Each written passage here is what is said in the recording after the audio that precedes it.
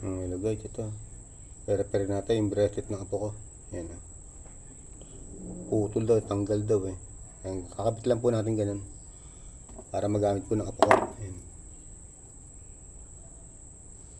Sobrang tagal na po kasi nito. Lumalambot din po kasi yung mga argo-argolya. Kaya po ganyan. Yan.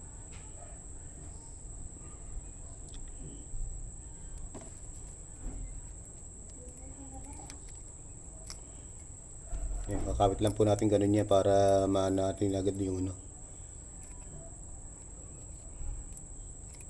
Yan.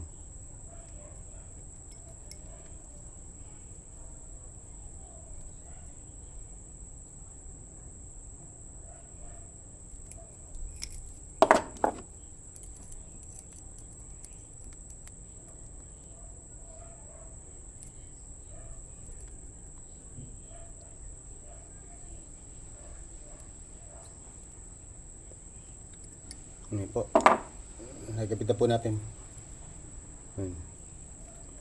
Okay na, buo na po siya. Salamat po panonood.